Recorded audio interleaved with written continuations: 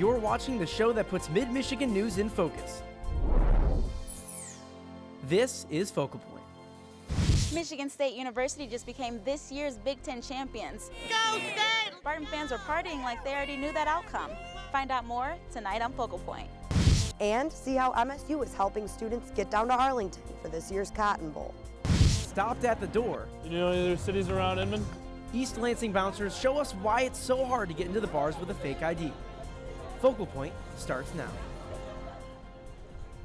Good evening, I'm Brett Cast. And I'm Itanese McMiller. Welcome to Focal Point.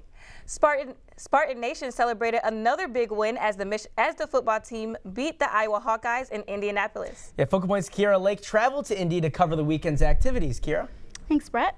Spartans are Big Ten champs. Fans and players rushed the field and chanted the MSU fight song after a dramatic touchdown by L.J. Scott gave them that last-minute victory. Coach Mark D'Antonio hoisted the Big Ten championship trophy and spoke to fans in the celebration that followed. It was a close game, ending 16-13. This win against Iowa means that MSU is going to the playoffs. It's crazy. Like, I never would have thought 5 years I'd be going to my first college football playoff. It's unreal. It's a dream come true. Just thank God every day for opportunities. It's just, wow, it's just amazing. The Spartans take on Alabama in the playoffs this New Year's Eve. We'll have much more from sports with the team coming up. When Spartan fans first came into town for the Big Ten Championship, you could find them at Slippery Noodle Inn to participate in the Spartan tailgate before crowding into Lucas Oil Stadium. Spartan fans could be found on every corner, a complete takeover of downtown Indianapolis. Go Green! But the largest takeover is where 1983 Spartan alumni Harriet Dean decided to go. This is absolutely crazy. This is like Mardi Gras. It's like the Final Four. It's like the Indianapolis 500, all climbed into one. Fans fumbled in together for the Spartan tailgate located at Slippery Noodle Inn, Indiana's oldest bar. Drove in this morning, came right to the Slippery Noodle, and here we are with everyone I've ever met at Michigan State. Spartan pride could be felt as soon as you walked in. This team has so much heart, there's so much passion, there's so much talent. Everything is in our favor right now. And one football mom could hardly contain her excitement. Oh, I am so excited. Oh, this is the greatest. It's so much fun. Mary Leinbach traveled to Indianapolis to cheer on her son, Zach. No, very proud of him. He's a good kid. I'll keep him. From MSU alumni to Spartan moms, the green and white pride was on full display. There's no better fans in the country than MSU. There just isn't. And these fans left Indy pumped up with a Spartan victory. Go Green! In Indianapolis, Kiera Lake, Focal Point News. And Spartan fans are still pumped up and ready to celebrate the new year and another victory. MSU plays Alabama in the Cotton Bowl on New Year's Eve in Arlington, Texas. Are you guys going to be watching the game? No, I won't be there. I'll be there, so yes, I will be watching the game. I won't miss history, that's for sure. So that's Spartans awesome. might play in their first ever national championship game, so maybe we'll see. But first, Spartan fans invaded Indianapolis for the weekend to cheer on the team. There was lots to do before kickoff, starting with the Spartan Pep Rally at the Indianapolis Convention Center next to the stadium. Fans found the MSU swag table to get free goodies. For entertainment, there was a live band playing, cheerleaders, the MSU marching band, and a special guest appearance from Michigan State University President Luanna K. Simon. Well, today's a work day, but it's always great to be around Spartans with such excitement and enthusiasm. And we have a real good chance to win this game and go on and play for a national title, so it even makes it more special. Of course, they did win the Big Ten championship, and they are heading to Texas. And Spartan fans who made the trip to Indy got a chance to check out the Big Ten's FanFest. Focal Point's Matt Miller was one of the lucky ones who joined the fun in Indiana at the Indiana Convention Center. It was a busy day in Indy before the big game. Stephen Cook, an ice sculptor, was there to display his football-themed artwork. I set one up that I did in the studio, and now I'm doing a quarterback. Outside the Indiana Convention Center, fans tailgated, getting a chance to visit vendors, play games, and even compete in a dance-off, creating lasting memories of the big weekend. It's pretty nice. There was more fun inside the convention center with the Big Ten Championship trophy on display and, of course, more football. The Spartans and Hawkeyes guys what to do with playing football today. These kids got a crash course in the sport and a chance to burn some energy. Basically, they're just doing fundamental type things, so they're catching a few passes, they're doing some drills, just kind of getting their blood going. Evan says the goal of the clinic is to involve young people. It's giving them the experience, the technique, in case they do want to be football players. FanFest in general has been a whirlwind. There's different things that people can do, kids like this, as well as parents and people that are coming from out of town just to get the experience of Big Ten. Though it may be a while before these kids get a chance to play college ball, they have somewhere to start now. In Indianapolis, Matt Miller, Focal Point News. Fans even had a chance to try their hand at broadcasting during the FanFest. They had a chance to pose as a game analyst at the Call to Play exhibit. Now, when MSU won the Big Ten championship 2 years ago, the celebration that followed was nothing short of chaotic. Well, this year, police had the celebration under control. In typical Spartan form, students crowded the streets of Cedar Village after the win. A dumpster was set on fire while students cheered and celebrated, but the merriment was cut short when the police arrived and the crowd quickly dispersed. Big Ten champions, everybody usually gets here at Cedar Village, have a great time, just jump around, dance, man, celebrate the Spartan tradition, man. Now, Spartan tradition that got 8 people arrested. And after recent controversies in Ferguson and Baltimore, many activists have called for police departments to implement body cameras while on patrol. East Lansing police are the latest to start using them. Makes a beep noise. Body cameras have arrived at the East Lansing Police Department. Officer Ryan Panetta is one of the first to try them out. I think it keeps everybody honest and it shows the actual events of things as they happen. And I think both sides can benefit from that. Training for the first group of officers took place in early December. Makes a beep noise, now it's recording. When you're ready to shut off, turn it back to the other side, and when you don't see green, it's no longer recording. Officers will decide when it's necessary to turn them on. Usually anytime you have police contact, any sort of contact with civilians, so on traffic stops, traveling west, okay, on accidents or alarms, or just when the officer feels that it's necessary to turn the body cam on. The cameras will be used on each shift. So now we're going to implement these into our everyday, procedures. Not only for us, for the civilians as well that we come into contact with. And all footage that's recorded is downloaded. Once you bring it in to the department, and it has to be synced with a computer. Once it's synced with the computer, then all videos that are on that body cam can be reviewed. Their department has 2 cameras so far, and officers are currently using them on patrol. They expect to get more body cameras in the next few months. By the end of February, every officer in East Lansing will be trained and wearing body cameras.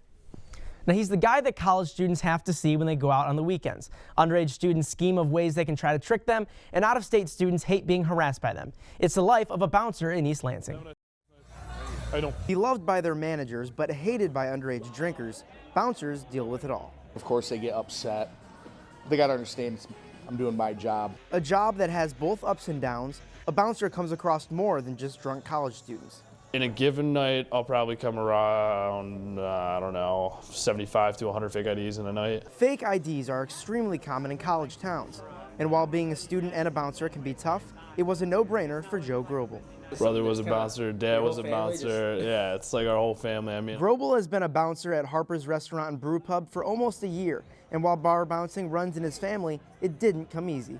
First month is a little bit rocky. My first month was a little bit rocky. I was scared because I knew how hard people worked to get their fake ID. Fake IDs can come in many forms, either a real ID of another person or a falsified out-of-state ID. Most fake IDs are out-of-state IDs. However, people have been starting to use more and more Michigan. If I were to catch 10 fakes in a given night, I'd have to say easy 6 or 7 of those are from Michigan. P.T. O'Malley's bouncer Travis MacArthur has been bouncing for over 6 years and has created himself quite the reputation. He's sort of like the guru, as you said. He knows most about it. I've been known as people that, the guy that checks a lot of IDs, but it used to be about 3 a night for me, 3 or 4 a night. Now it's getting down to about 1, maybe 2 a night. Not a lot of IDs that come in here anymore. Have a nice night. In fact, a majority of the bouncers in East Lansing have been trained by MacArthur. East Lansing Police Department, who goes through the RHC, Responsibility Hospitality Council, they approached me 4.5 years ago and asked me if I would like to actually speak on behalf of the fake IDs part of their section. He went ahead and showed us just general tips on how not to let a fake ID get past you. And it's some of MacArthur's tips that have become useful for bouncers like Grobel. I've learned several cities. You know any other cities around Inman? What? Know any other cities around Inman? I mean, Charleston's pretty close. And if you can't come up with any cities, I'm going to know that you're not from there. Pottsville is like right around there, so. Taking your time is definitely the key factor into that. Now, if your fake ID is confiscated by a bouncer, it is usually turned over to the police department, and you can face serious consequences. This week marks the beginning of an 8-month-long renovation for the East Lansing Public Library. An anonymous $1.5 million donation is funding the project. Changes include an enhanced childhood literacy area, an expanded teen space, and maker studio. Plus, the floor plan will be redesigned with an open layout. The first phase will update about 1/3 of the building, making it more modern with new features. And we're going to add a cyber cafe where people can come and meet, and we'll have vending machines with coffee and drinks and snacks where people can meet and talk and plug in pretty much any device they want. There will be more electrical outlets, plus group meeting spaces and movable shelving and furniture. If materials were checked out this week, they won't be due until the library reopens January 11th. And high schoolers came to campus to check out Engineering's Design Day and the J School's Big Ten Journalism Day. Plus, the oldest forensics program in the country is uncovering new ways to solve criminal investigations. Stay tuned for the on-campus report. I wanted to do something in the world that made a difference. For art, it's something that lasts forever. You have to find ways to look at the world differently. For an artist, research is an everyday experience. The studio is basically the artist's lab. The purpose of research is to find meanings for what's out there. But you have to take the time to actually sit down and find meanings for what you're looking for. It's basically dedication. For an artist, that's what it's all about.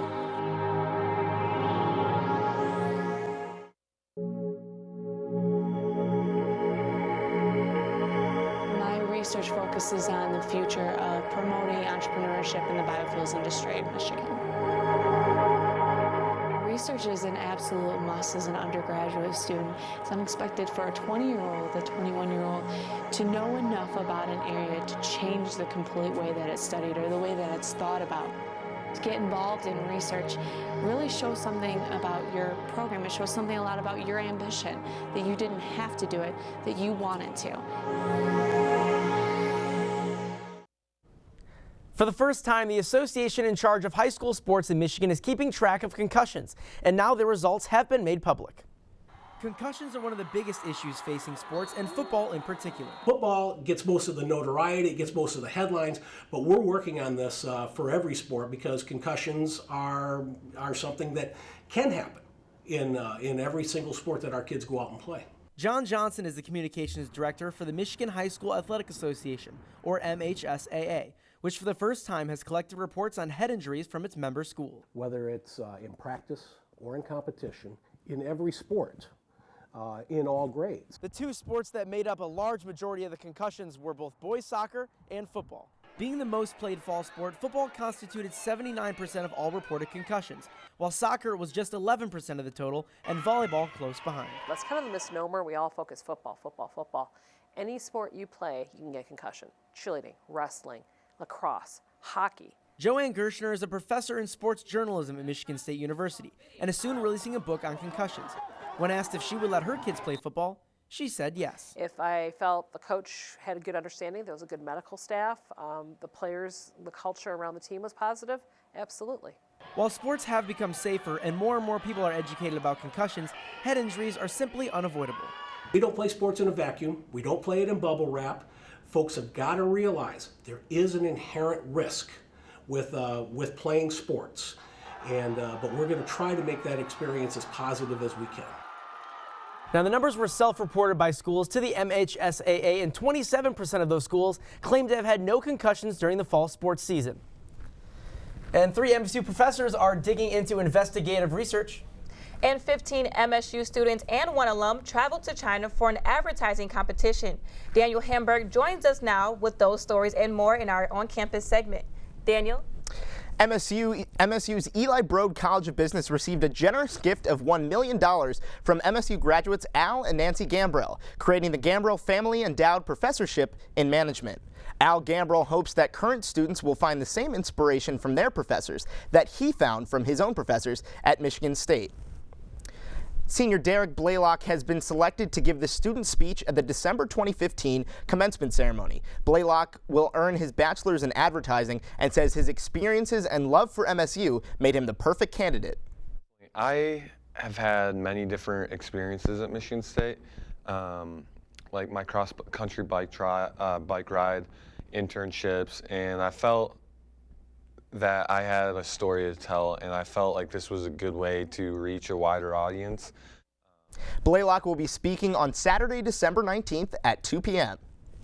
Well, 600 students from the College of Engineering showed off their final projects to professors and prospective students today, hoping to impress them with new, innovative products.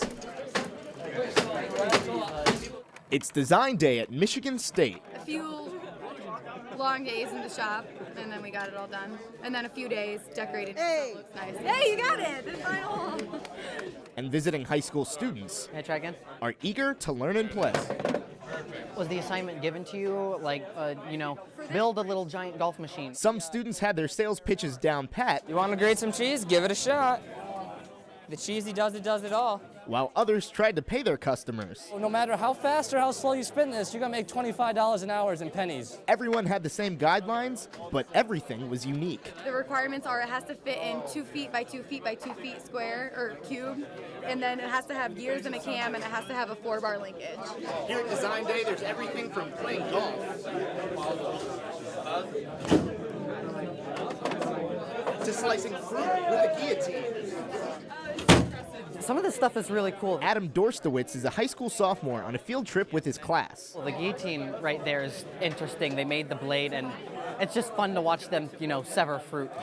There was a lot of planning. We originally wanted to put the switch into the actual ramp, so when the ball, it would do an automatic return. We ended up settling on a manual return because it was a lot more reliable. And some projects came down to the wire. We were able to finish this about 5 a.m. today. High school students like Adam. It's cool to look at these experiments. Just enjoyed the end products. Playing basketball and you get candy. It's been a really fun day. Now slowly start to jiggle it. There you go. That might be the record. And we drop it. There you go. With these projects to end the semester, everyone who participated had a fantastic time. It's a great atmosphere. I love having some of the local high school kids come around and see everything, so it's great. Well, high school students were also welcomed to the Big Ten Journalism Day at the College of Communication, Arts and Sciences. Students from across the state toured labs and classroom space and got a sneak peek at plans for a state-of-the-art newsroom which will be built starting this summer. Prospective students seem to be excited about coming to Michigan State. Seeing how everything runs and just makes me more excited. Definitely going to be a journalism major. I was debating between 2 different colleges, and after going to this, I'm definitely choosing state. Incoming ComArts students can choose from 4 majors, 8 minors, and numerous other concentrations. The Forensic Science Graduate Program at Michigan State University is giving students a real-life taste of the hit show CSI. Focal Point's Michaela Colonna shows us more on how professors are teaching innovative ways to solve crimes. The research that we do is designed to help the crime laboratories solve crimes. Our real role is in research and trying to improve methods and help out the crime labs. We're ultimately speaking for those remains that can't speak for themselves anymore. These 3 professors at MSU are involved in cutting-edge research to help solve crime investigations. Can we identify a shooter at a scene? Skeletal remains can be different as are they modern or ancient. Dr. David Ferran is a professor in the MSU School of Criminal Justice and the director of the Forensic Science Program and the Forensic Biology Laboratory. Some of his research is designed to help crime laboratories isolate DNA from spent cartridge casings that are ejected from a gun after a shooting. We are seeing if we can identify who loaded those into the weapon based on the DNA that's left behind. He also works with the Chemistry Forensics Lab on soil identification. So if soil is found on a suspect's shoe or a shovel, can we place that soil based on its bacterial profile back to a scene with some kind of statistical rigor? Dr. Ruth Smith, an associate professor in the chemistry forensics lab, uses these statistics to help crime labs make more objective conclusions with the evidence. Some of our research is involved in controlled substance analysis, particularly synthetic designer drugs. They also have done work with firearms investigations. We took a sheet of metal there, we fired bullets into it at different angles, and the students have to determine what angle the shooter was at. Firearm wounds and other skeletal trauma are the focal point of Dr. Todd Fenton's research in the anthropology lab at MSU. We're focused on really understanding how fractures behave, mainly fractures from blunt force injury. There are 206 bones in the human body, and each of them have been used in varying degrees by forensic anthropologists for human identification. The first step in the skeletal analysis is to determine the age at death, the sex of the remains, the ancestry of the remains, and the stature of the remains. And the research conducted at MSU is not only seeing results in the labs, It's helping to solve crimes, and it's helping to put bad people away or exonerate innocent people. but in the community too. In East Lansing, Michaela Colonna, Focal Point News. The forensic science program at MSU is the oldest in the country and also open to master's students. The freshman 15 is a common folktale of college, and for a reason. Many students come in without much knowledge of how to cook food for themselves, leaving them only with the cafeteria and fast food. However, one MSU student took it upon herself to learn how to prepare healthy meals for herself daily. Focal Point's Matt Miller takes us into the kitchen. For many young people, moving into their first apartment or home can be an exciting change. However, a big challenge for many of these people is the idea of cooking for themselves. Danielle Keith is a sophomore at Michigan State University that cooks healthy meals for herself and writes a nutrition blog. I honestly try to cook every meal of the day. It definitely saves money because I'm not eating out as much. I know in the dorms I spent so much money at restaurants. Besides saving money, Danielle doesn't believe that she wastes too much time cooking. But now that I can cook, it's so much more convenient. It doesn't take as long as people think. And Dr. Janice Swartz is an assistant professor of physiology at MSU's College of Osteopathic Medicine, and she says to follow your stomach. I recommend listening to your body. What Dr. Swartz means is that we all have different dietary needs. Our bodies are different, and the way they handle food is different as well. So eat foods that you enjoy and foods that make you feel good. But everything in moderation, and try to avoid processed foods as much as possible. If you like chocolate, you should add it to your diet. For Danielle, that means a plant-based diet. someone who eats a whole foods, plant-based diet, they're going to eat unprocessed foods. They're going to try to eat whole foods in their natural state. Though eating well does not require the same care that Danielle takes, little time at the grocery store and in the kitchen can turn around a college diet. Definitely some good tips to keep in mind. Well, Hanukkah officially began on sundown December 5th, and Spartans celebrated in a variety of ways on campus. Rabbis from the Chabad House of Lansing set up a menorah at the Rock to light every night during Hanukkah, honoring the 8 days of the holiday. The holidays celebrate the rededication of the temple after its destruction by the Syrians. The oil found in the rubble was only enough to light the menorah for one day, but it lasted 8 days, creating a great miracle. Celebrations will continue throughout the weekend with a traditional Shabbat dinner Friday night, as well as candle lighting ceremony to end the festivities on Sunday. Last month, 15 students and 1 alum from Michigan State traveled more than 6,000 miles around the world to Beijing. 12 of them competed in the annual one-show Youth Creative Workshop competition.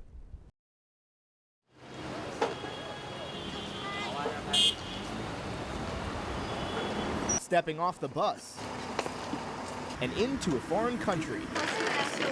12 Michigan State advertising students are vying to win gold. Are you guys looking for more like illustration stuff? They split into 3 groups and paired up with Chinese students. What's your name, man? Leo, you can call me Leo. And given 2 mentors. We got ready to go mentors. Yeah. Each team was given a company and a product to come up with an ad campaign. I really like the brief. It's like super comprehensive and super detailed, and I think we're gonna do a great job at executing it.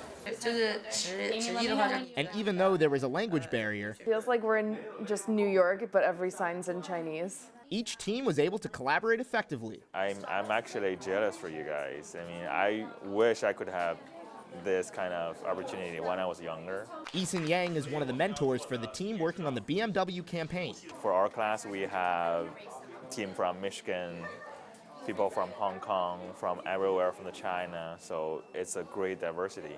From concept. No, I think you have there's lots of interesting thoughts. I don't know how we should kind of proceed with this. To execution. What we settled on was really not rebranding 361, but giving them a completely new image. Each team had to prepare for a possible elimination. Out of the 50 teams that started in the competition, only 25 made it through to the final pitch. 2 of them are from Michigan State. I'm pretty confident with our teammate who went up, and she did pretty well, and I think it's very organized and logical. That confidence led one team up on stage to claim the bronze pencil. And the first one goes to Relax. I'm not crying. I'm not. You're crying. No. I think it was great. It was a good idea, really well executed. I think they could have maybe even made it to the top if they made some small changes, to be honest. Even though only one team claimed a prize, the entire group was grateful for the journey. We've got to experience a different culture. We've got to work with students from schools in all different parts of China. Like other students at MSU don't get this opportunity, and I feel really grateful that I've gotten to go on this trip. A once-in-a-lifetime trip for these students, and certainly I won't forget it either. That's what's happening on campus. I'm Daniel Hamburg. Thanks for that report, Daniel. And after the break, we have more player reactions from the Big Ten Championship. Plus, coaches from the college football playoff gathered this week. We'll tell you how D'Antonio plans to take on his former colleague. Research to me is answering questions. It's definitely necessary. My project is on horse urinary nitrogen excretion. I get to actually go into a lab and do hands-on work and actually experience science and not just hear about it. Finding answers to scientific questions is a very exciting endeavor. If you want to get involved in research, there are a ton of opportunities on MSU campus to get involved in research.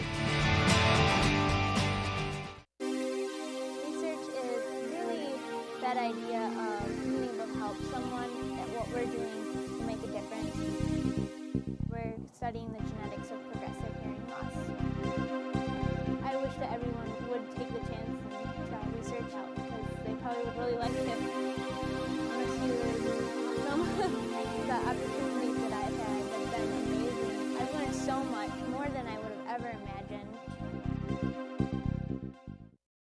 The hype of this Spartan victory went straight from the field to the locker room. Relentless fight, man. That was a relentless fight. Thank you. All right, Big Ten champs. You know I got to hit the windmill, baby. See you in Miami. The players continuously took pictures in the locker room of their new Big Ten trophy. The last play was a nail-biter by L.J. Scott, deciding to reach the ball towards the end zone, barely crossing the end line, which is always a risk for a fumble. I just had to come through. The win is a win, and it's about how it turns out. So you can make an exception this time? Exactly. And thanks to a few on-campus organizations, some students will be headed to Arlington for this year's Cotton Bowl at a much lower cost than they expected. The football team, marching band, and cheerleaders will be ringing in the new year in Arlington. And thanks to Vice President of Special Projects Molly McGinnis and the rest of ASMSU, so are some students. It's a really great experience for students to be able to go and cheer on their team. I think that having that support for the football team in Indy was really helped us to get that win. So after partnering with a few other university departments, we were able to get transportation for 100 students at $150 each. Spartans that were lucky enough to get a ticket will not only get a ride to and from Arlington, but other amenities will also be included. They will get the 20-hour bus ride to Texas, a 3-night, 2-night stay in Dallas at the Sheridan, as well as the 20-hour bus ride back to East Lansing. You go and you have proof of your ticket.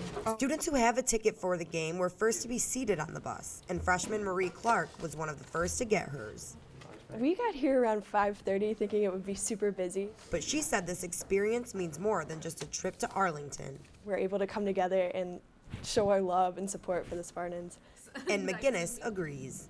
I think this really helps to unite students. I think it helps to connect the general student population as well as our athletics and to bring us all together, show the world we're all Spartans, we always reach higher. Some spots are still available. If you are interested, head to 307 Student Services beginning at 9 a.m. on Monday.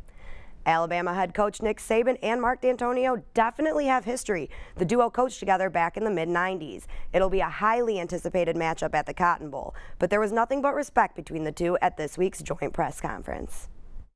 I always thought he'd do great if he ever got an opportunity to be a head coach, and he's certainly done a lot better job at Michigan State than I ever could do, so he's done really well.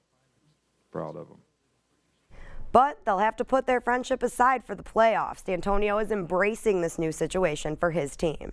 I don't think there's any question that that it's a little bit different, and we've, just like a lot of these football teams, we've tried to raise our level of play throughout the years and go beyond where we were. So we're fortunate to have this opportunity. So it's very important that we play our best, because our best will be needed here in this situation.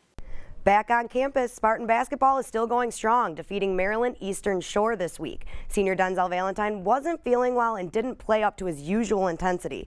He only had a double-double that night, scoring 10 points, having 11 rebounds, and added 6 assists. Also finishing big on the night was senior guard Bryn Forbes, who had 14 points, 5 assists, and 3 rebounds. Eastern Shore had no chance throughout this one. Spartans take it 78-35. As the party's over now, it's now the next 3 games, they're going to get tougher and tougher, especially the one Saturday, and then we got Big Ten. 10-0, the best start since 2000 when they were defending national champs. And speaking of that national championship team, MSU will honor them at this Saturday's basketball game against the Florida Gators. Coincidentally, MSU won this national title with an 89-75 win against Florida back in Izzo's 5th year as head coach. The 2000-2001 team currently holds the university record for best start at 12-0. The MSU hockey team is set to take on Wisconsin tonight as they look to snap a 5-game losing streak. The Spartans haven't scored more than 2 goals in a single game since November 22nd, but head coach Tom Anastas is just trying to keep his team focused on the future. But right now, where we are a team, frankly, searching to gain some confidence, we're going to focus on some fundamental things in our game to try to build off of that. The Spartans will play Wisconsin again tomorrow at 2:30 at Munn. Spartan volleyball drew an unlucky draw in the NCAA tournament, losing to number 1 Washington in the 2nd round. They end the season 19-14 overall and 10-10 in the conference. Hitters Chloe Reining and Alyssa Fitterer were both AVCA honorable mention in the North region. This is the 2nd straight season both players have earned all-region honors. 7 players got academic All-Big Ten recognition. Among those was senior Maggie Halloran, who managed to maintain a perfect 4.0 in her career. She is one of just 21 Big Ten athletes and one of 5 MSU athletes to achieve this. MSU Athletic Director Mark Hollis was given the John L. Toner Award at this year's annual National Football Awards dinner. The award is presented each year to an athletics director showing outstanding administrative abilities and a dedication to college athletics. Hollis was not the only Spartan honored at this dinner. The College Football Hall of Fame also welcomed former Spartan All-American Clinton Jones. Some of college football fans will be celebrating the new year in style. ESPN is giving 10 lucky fans of each school in the championship playoffs a New Year's Eve tuxedo. Each tuxedo is customized with the school's colors and symbols. To enter, visit espn.generationtux.com. The sweepstakes ends December 16th. Okay, December 16th. I need to make sure I enter for that tuxedo. Yeah, I'm going to enter too. You're going to have some competition. Right? Maybe we're to the game going, right? Well, anyway, families can experience the magic of the season with Cirque Dreams Holiday Stage performance at the Wharton Center in East Lansing.